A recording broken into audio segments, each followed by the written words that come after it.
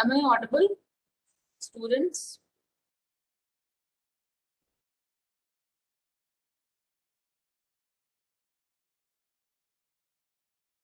Hello?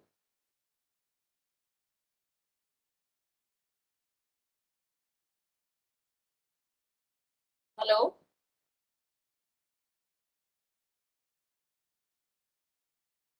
Alvira, am I audible? Yes, ma'am. Okay, why are the remaining students, where are they?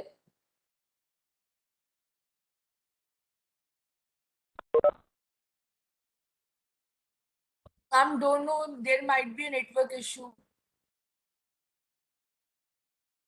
There might be. There might be a network issue if they're not able to answer. No, I mean, only five of you are there. So are they going to join? Shall I wait?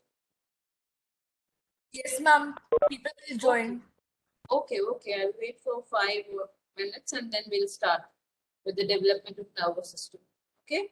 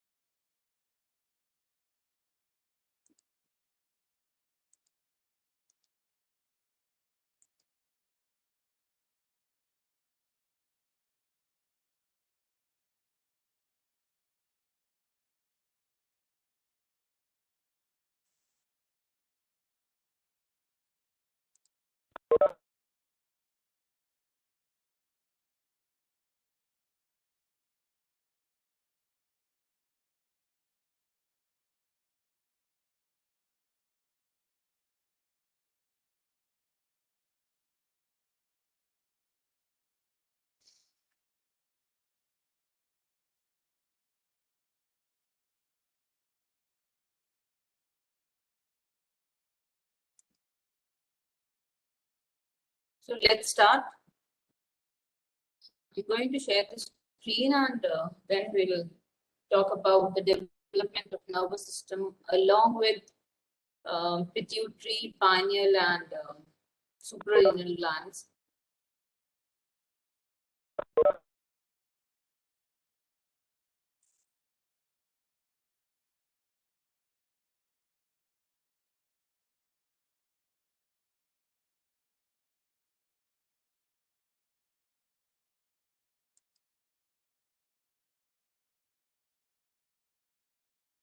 So the screen is visible to you.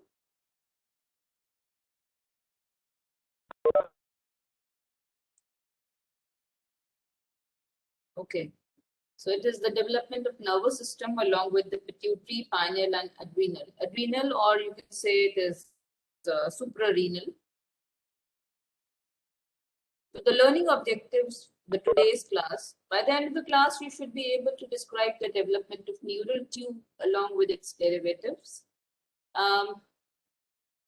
It's in general embryology also that you must have come across neurulation. That is the neural tube, how it is developing and what are the structures that are formed from that neural tube are considered in the nervous system development. That comes under systemic embryology. Then we have development of neural crest cells and their derivatives. Along with this, as we are going to talk about the nervous system, there will be diencephalon, and from that diencephalon, the roof and floor, pituitary and pineal glands develop. And because the neural crest cells are described here, so medulla of the adrenal or the suprarenal is also from the neural crest cells. That is why I have taken all three structures here only, and we'll talk about the anomalies related to all these neural tube and neural crest cells along with the endocrine glands. Now, following fertilization, the nervous system begins. So, third week of development, that is in the gastrulation, where all three germ layers are formed. This nervous system begins its development and it continues even after birth for many years into the future. Now, this nervous system because you have studied brain and head and neck. So this nervous system has been divided into central nervous system that consists of the brain and spinal cord, and the peripheral nervous system. That is all the cranial and the spinal nerves, their ganglia, how the plexuses are formed from them, and the sensory receptors. So we'll not go into the deep details because this, whatever I'm going to tell you, is just for the UG level, and that would be enough for you all to study. Although the derivatives of neural crest cells, along with the pituitary and pineal and suprarenal, they are important. They come as short notes, but rest of the things you must have studied while studying brain. So neural tube, how this neural tube is formed. Can any one of you explain from your previous knowledge of general embryology? Anyone, anything, you can write in the chat box, and then we'll discuss.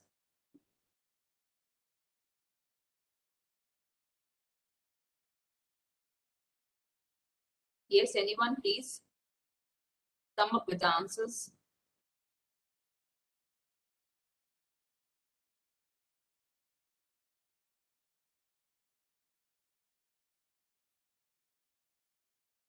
No one?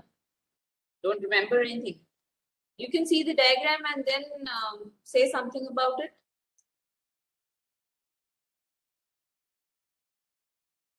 Okay, don't want to talk.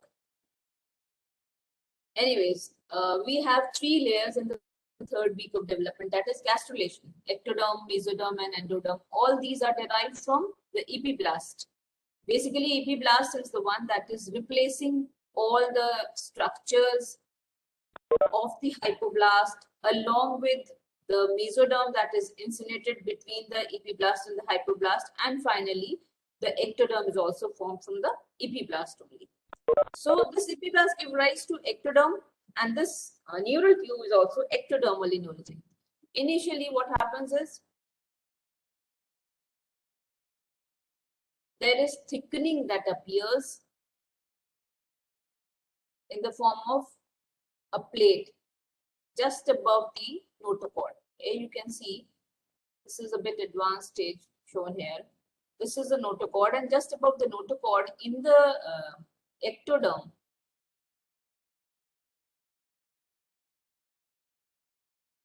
am I audible? Hello? Okay. So in the ectoderm, thickening appears just above the notochord, and this notochord is the site where in the ectodermal region, a thickening is formed in the form of neural plate. Now this neural plate undergoes deepening, or you can say the grooves appear. The neural groove is formed. This neural groove deepens and the edges approximate each other.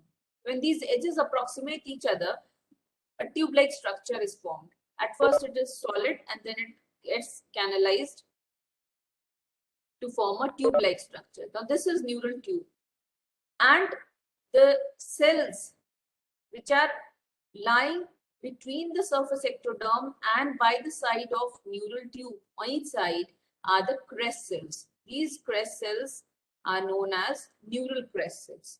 Now they have their own importance because they give rise to certain structures which are very important for the development. See, this is the neural plate. It deepens and forms a neural groove, and then this groove approximates at both the ends and neural tube is formed. So in a way, notochord acts as an inducer for development of nervous system. And this is how the ectoderm, mesoderm with the notochord and endoderm are there. Ectoderm is towards the side of the amniotic cavity, whereas the endoderm is towards the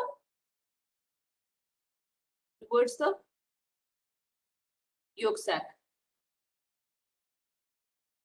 आज आप लोग जवाब देने के mood पे नहीं है क्या? No one is responding.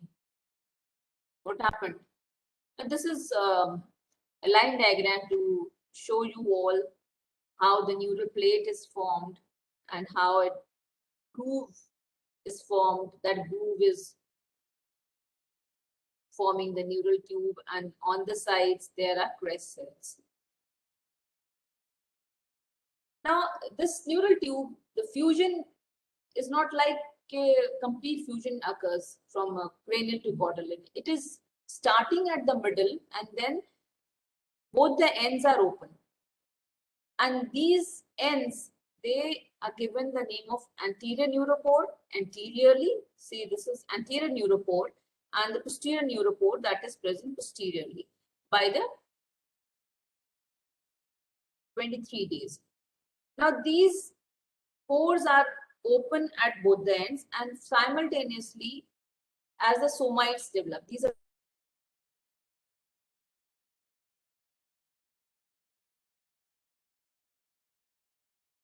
somites, fuse. See, the fusion of the two edges of the neural plate extends cranially and caudally and eventually disappear, leaving a closed tube. Now, this closed tube, it forms a larger cranial part and a tapering or a tubular caudal part. This cranial part is responsible for the formation of brain, as you can see here. All three thickenings are there in the developing brain, and then a tubular structure is there that forms the spinal cord. Now, these are the derivatives from the thickenings of that neural tube. Neural tube basically divides into three demarcations, you can say, that from cranial to caudal, it is divided into prosencephalon, mesencephalon, and rhombencephalon. Prosencephalon gives rise to telencephalon, or you can say telencephalon or diencephalon. Mesencephalon is the one that forms the midbrain, and the rhombencephalon is responsible for the formation of metencephalon and myelencephalon. Metencephalon ultimately forms the pons and cerebellum, whereas the myelencephalon is responsible for the formation of medulla. Now, this telencephalon is very large. There are two telencephalic vesicles, and they are responsible for the formation of cerebral hemispheres, cerebrum basically. And the cavity in it is the retroventricle. Then there is diencephalon. It is responsible for the formation of thalamus, hypothalamus, and epithalamus, all the derivatives of thalamus. And the cavity here is third ventricle. Then we have the midbrain, that is the cavity of cerebral aqueduct. And fourth ventricle is present in the metencephalon and myelencephalon, that is the rhombencephalon as a whole. So this is how the division is there of the cranial part that is forming the brain. This is the prosencephalon, forebrain, mesencephalon or mesencephalon, that is midbrain, hindbrain is rhombencephalon. And these are the derivatives in the form of a picture, you can say.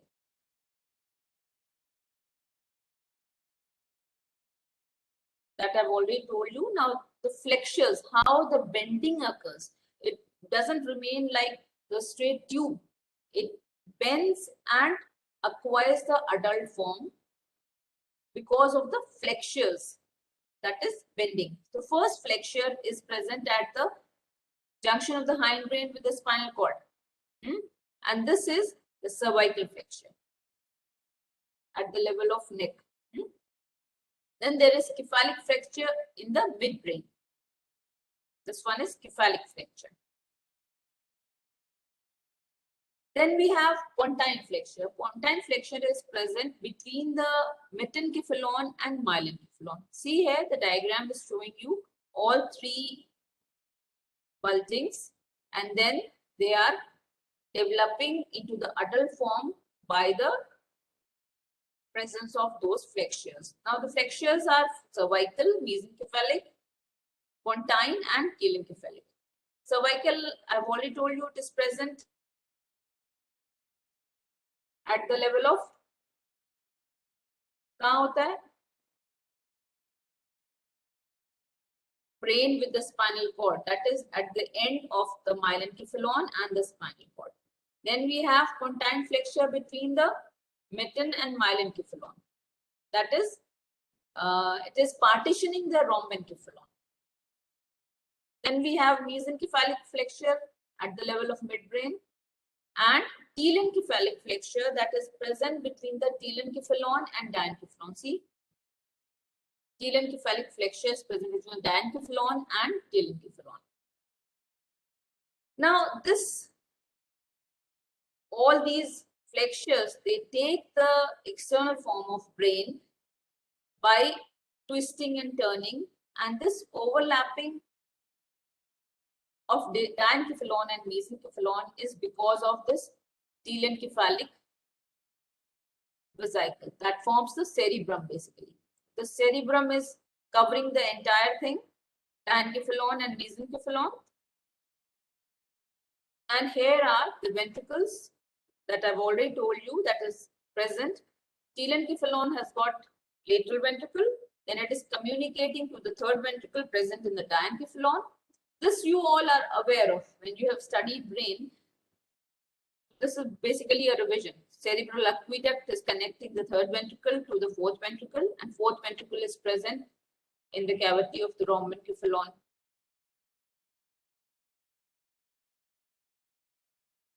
Now this diencephalon, it forms the optic cup and the stalk, pituitary, thalamus and hypothalamus.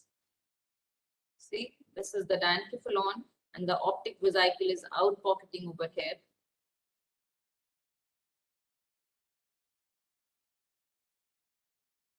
So this diencephalon consists of a thin roof plate and a thick alar plate in which the thalamus and the hypothalamus develop. At the 10th week, two cerebral hemispheres are formed and median portion, that is the lamina terminalis. Now this lamina terminalis is used as a connection pathway for fiber bundles between the right and left hemispheres. What type of fibers are there in the lamina terminalis?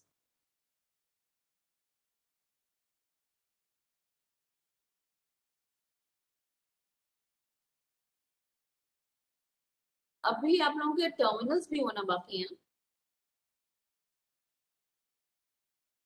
अभी कोई exam नहीं हुआ है ना? Okay, yes, it's commissural fiber. So this is about the telencephalon, how the cerebral hemispheres are formed at the beginning of the 5th week of development, and then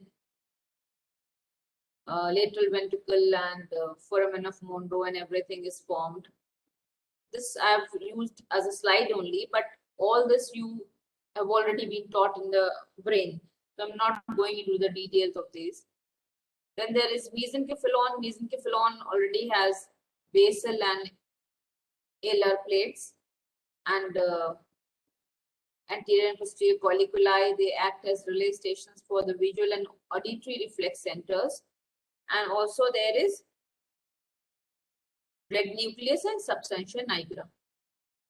This is how the structure of the midbrain is there. This is a transverse section shown here. And these transverse sections basically are very important when we are talking about the gross anatomy. So all these sections you should be knowing by heart, how they are drawn and how all the structures are arranged in them. Now, rhombencephalon divides into mitten and myelencephalon. Metencephalon is forming the pons and the cerebellum, whereas the myelencephalon is medulla oblongata. Again, here the basal and alar plates are there, and the sections are there of the pons with the afferents and efferents. This is how the dorsal view is there in an 8-week embryo. The roof of the fourth ventricle has been removed.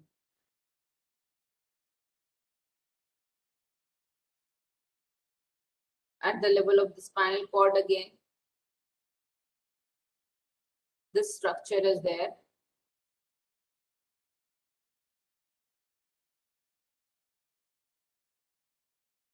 Now the spinal cord that is formed from the caudal end of the neural plate also has got basal and alar plates, and they have dorsal and ventral horns.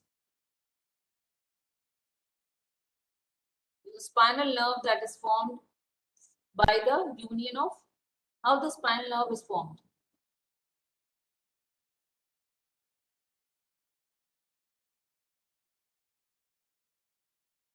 Anyone please explain how the spinal nerve is formed? This is from your general anatomy class, not embryology even.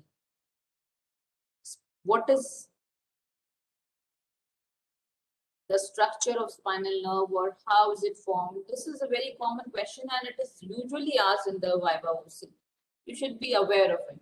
Sensory nerve root and motor root, yes. So this is formed by the union of sensory and the motor nerve root, and it divides into its branches. Okay.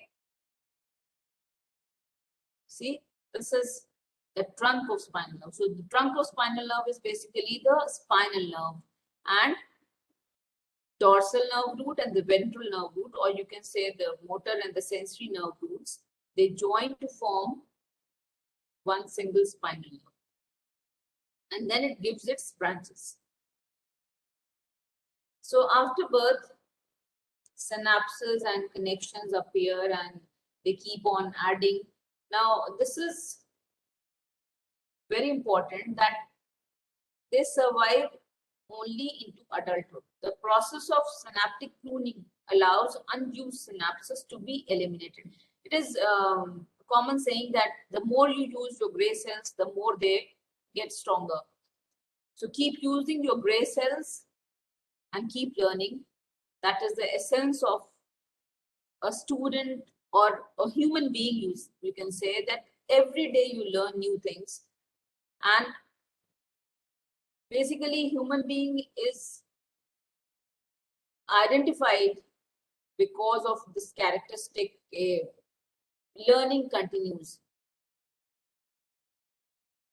Now the neural crest cells,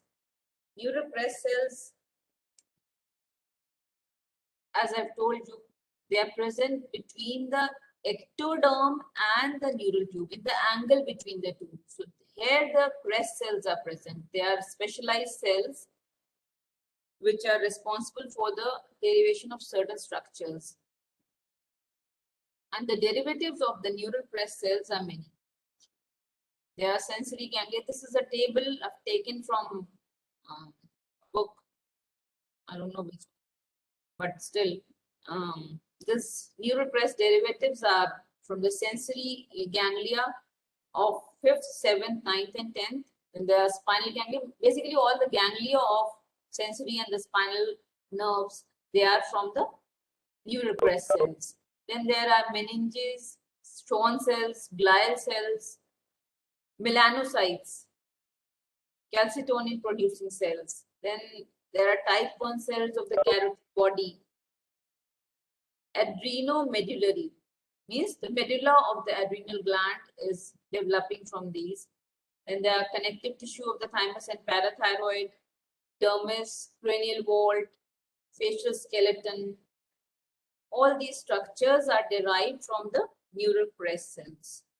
And this neural crest cell derivatives, they are very important because a single short note comes as write or enumerate the derivatives of the neural crest cells. Then moving on to these glands, pituitary, pineal, and adrenal glands. Pituitary gland is basically made up of anterior pituitary and posterior pituitary. And embryologically, they are having different origin. The anterior lobe is basically derived from an outpocketing. I'll tell you. See, this is basically the development of pituitary. So it is derived from two sources. There is ectodermal outpocketing of the stomodium in front of the buccopharyngeal membrane, and that is known as Rathke's pouch. Whereas there is downward extension of the diencephalon that is the infundibulum. So there is evagination or ectodermal outpocketing of the stomodium. Stomodium, can you recall what is stomodium? It is present in front of the buccopharyngeal membrane. And there is downward extension from the diencephalon. Both these structures, they approximate each other and they get separated from their original derivative, opening of mouth, right?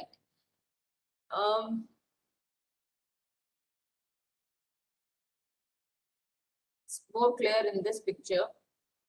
See, this is ectodermal outpocketing from the stomodium. That is the Rathke's pouch. And there is diencephalon, which is sending out again a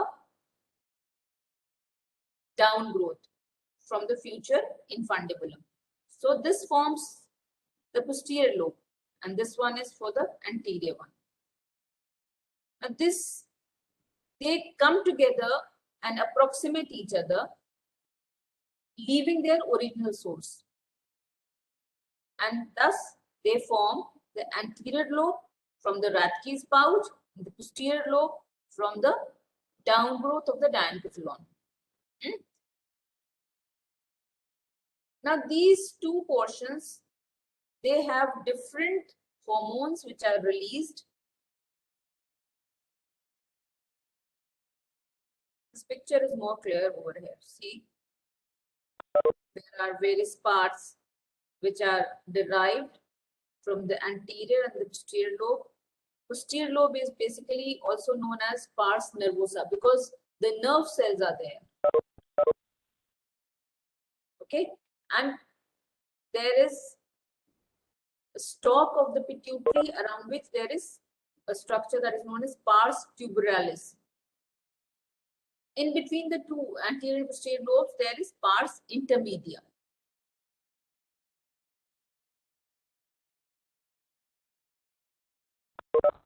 If you see a broader aspect, you will come to know that this is the Rathke's pouch and this is the diencephalon, which is sending its downgrowth. These two approximate each other and they lie in the pituitary fossa. Posterior pituitary is secreting antidiuretic hormone and the oxytocin. They have different roles. What is the role of oxytocin?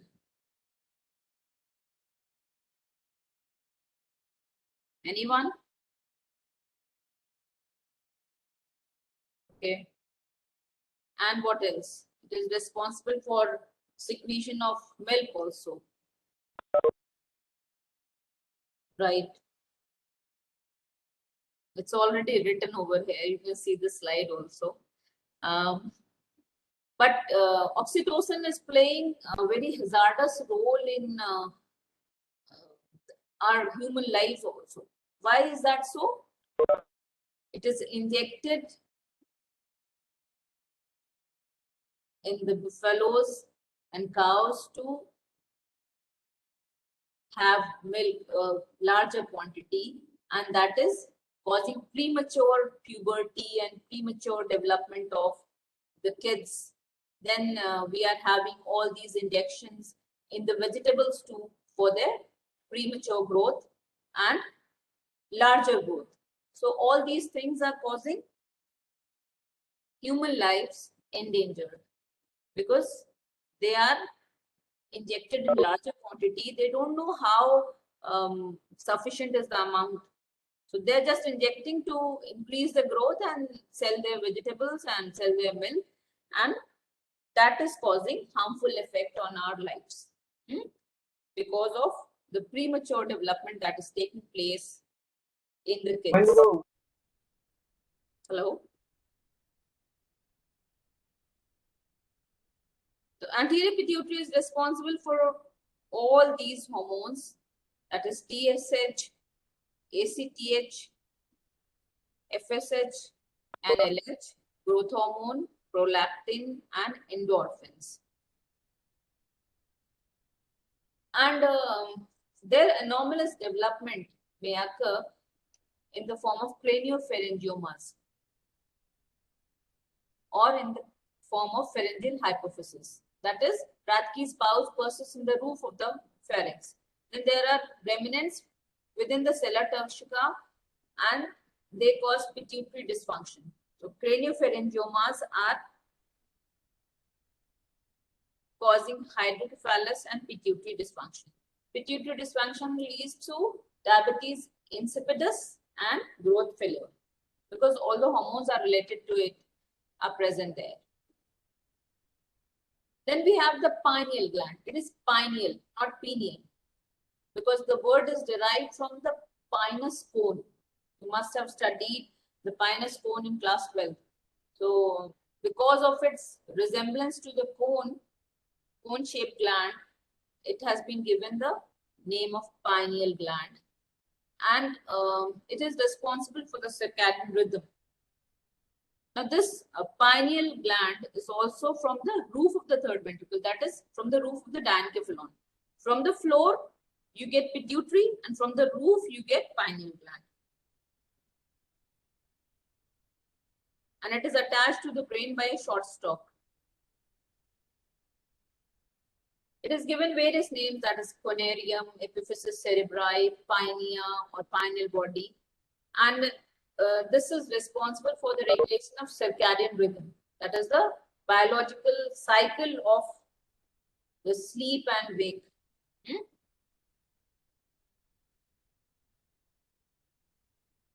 It eventually is a solid organ on the roof of the mesencephalon. This is hand diagram, hand-drawn diagram of the pineal gland. It is invaginating, and then a solid structure is formed from this. Now here, this I've shown the pituitary. There is outpocketing from the stomodium, the downward growth from the diencephalon. These two approximate each other and they form the gland as such. This is how you can draw the diagram. Pineal gland is sometimes visible in X-rays because of the calcification that appears there. Now coming to the suprarenal. Suprarenal is again made up of cortex and medulla. So cortex is derived from a different structure and medulla is from the neuropores cells. Cortex is mesodermal and it is made up of fetal cortex initially and then surrounded by the adult cortex, because this fetal cortex regresses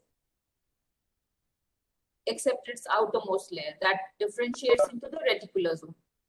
But the adult cortex structure is not achieved until puberty. So you can see here, this is the fetal cortex, and the chromaffin cells, which are derived from the neuropores cells, they invaginate medially from this neuropores cells. These chromaffin cells, they give the yellow color.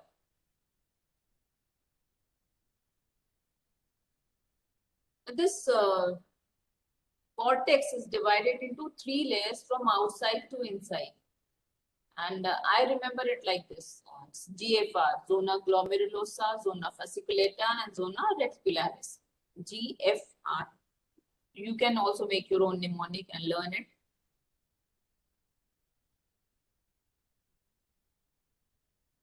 This is how the suprarenal is formed. Coelomic epithelium has large acidophilic cells that surround the medulla, and the medulla is having chromaffin cells. These chromaffin cells give the yellow color because of the chromic salts present in it.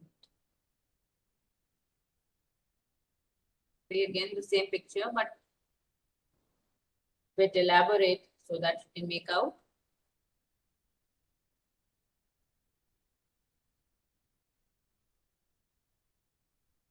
This is a theory regarding this involution and size increases.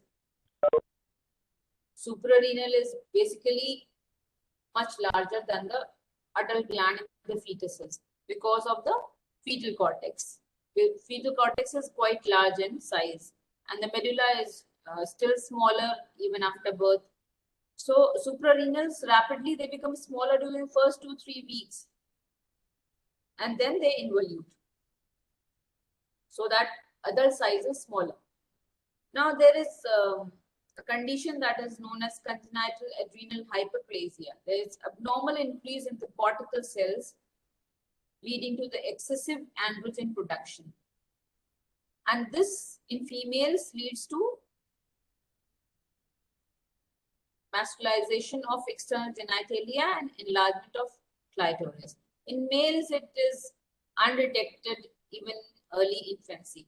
But later in childhood, androgen excess may lead to rapid growth and accelerated skeletal maturation. That is, early changes occur because of this disease, that is congenital adrenal hyperplasia. Now, these are the neural tube defects. The picture is shown here of the neural tube defect and the rachis. Rachis is basically the neural folds are not approximated, so that the spinal cord is lying exposed to the exterior. Now, various defects are there in the formation of the neural tube. There is anencephaly, failure of the neural tube to close at the cephalic end, because leading to the partial absence of brain and spinal cord. And they do not survive. The kids born with it, they do not survive. Then there is spina bifida. Spina bifida is incomplete closure of the neural tube at the caudal end. And spina bifida is divided into various types. There are spina bifida occulta. Occulta is, it is not manifested, it's occult. Incomplete closure of the vertebrae is there, but the spinal cord is not protruding out. This is spina bifida occulta. Then we have spina bifida cystica, in which the meninges or the neural tissue protrude through a defect and a cyst-like sac is formed. Cystica, it's a cyst-like sac that is formed. Then there is meningocele, where the meninges protrude between the vertebrae and the spinal cord is undamaged. Here this is the meningocele. Myelomeningocele is where a portion remains unfused and protrudes through an opening. That is, all the meninges are also protruding out. This is associated with severe disability. This is a picture of rachis. There's failure of neurulation. That is, the neural tube does not close.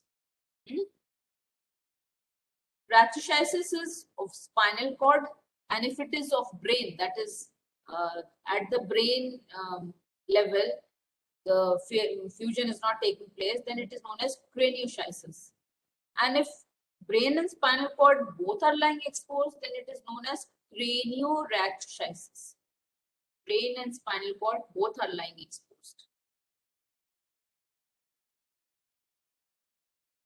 Anencephaly, we have already talked about. Microcephaly is small head, because the growth has not taken place normally. And this could be because of certain drugs or certain infections, like torch group of infections. Then there are cytomegalovirus. Radiations could also be there. Another thing is Arnold-Chiari malformation. Arnold-Chiari malformation is herniation of cerebellar structures through the foramen magnum, and it is associated with spina bifida cystica and hydrocephalus. Now, what is hydrocephalus?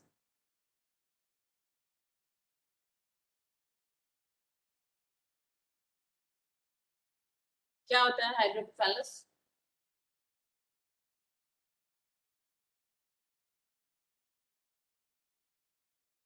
Okay, it's accumulation of CSF in the ventricular system and thereby causing the enlargement of head. I'll show you a video related to this.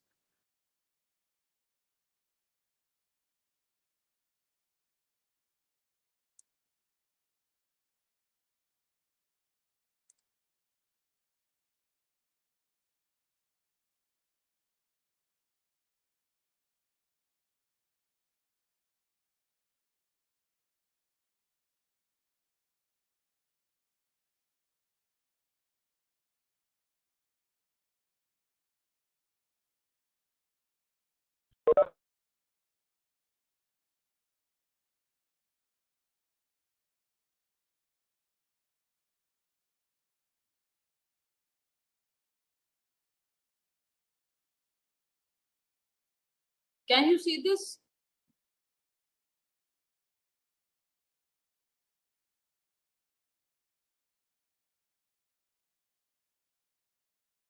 I have shared this in the Google Classroom also. You can go through these videos later on also.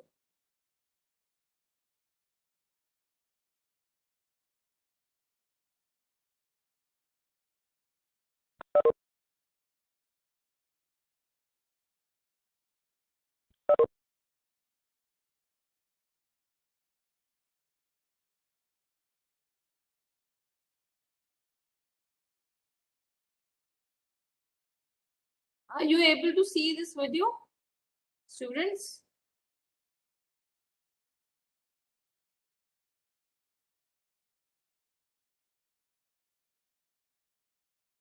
No, okay. Just hang on, hang on.